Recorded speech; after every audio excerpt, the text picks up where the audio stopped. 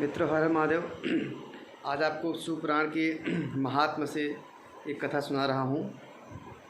बहुत पुरानी बात है कि जहाँ एक किरात नगर में देवराज नाम का ब्राह्मण रहता था, जो कि बहुत ही कपटी और पापी था, जो अपने ही ऊपर विश्वास करने वाले लोगों को ठग लिया करता था और उनका धन हड़प कर और अपना जीवन यापन करता था।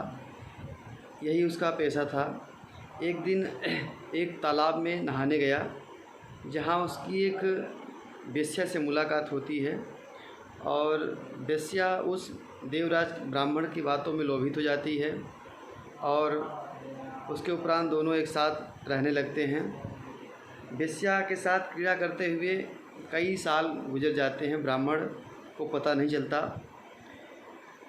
माता पिता उनके क्रियाकलाप में व्यवधान करते हैं तो देवराज अपने माता पिता और अपनी पत्नी की हत्या कर देता है। इस तरह से उसका पूरा जीवन बीता जाता है पाप से। कभी जीवन में उसने पुण्य नहीं किया, अधर्म युक्त पूरा उसका जीवन रहा। संसार में जितने निकृष्ट पाप हो सकते हैं, उस पाप देवराज से हुए थे। देवयोग से एक दिन वह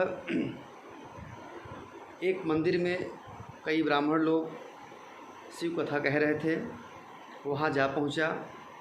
वहाँ पहुँचते हुए देवराज ब्राह्मण को तेज से बुखार आ गया। बुखार के कारण वह वहाँ से जा नहीं पाया और मंदिर में पड़ा रहा।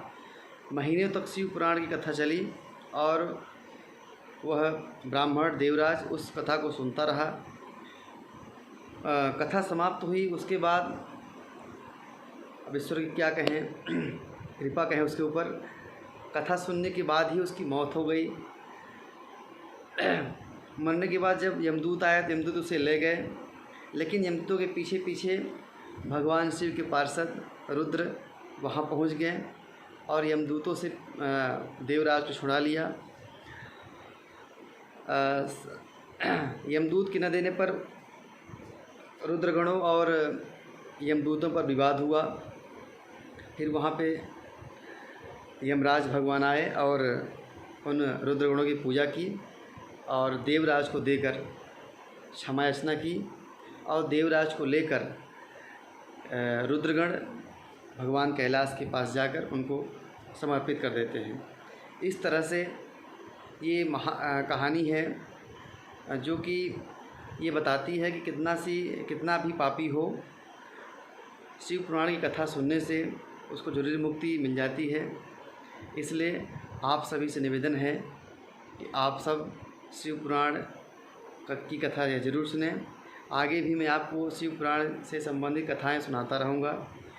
अगर आपको मेरी कथा अच्छी लगी हो तो मेरे इस यूट्यूब चैनल को सब्सक्राइब करें और शेयर करें। हर हर महादेव।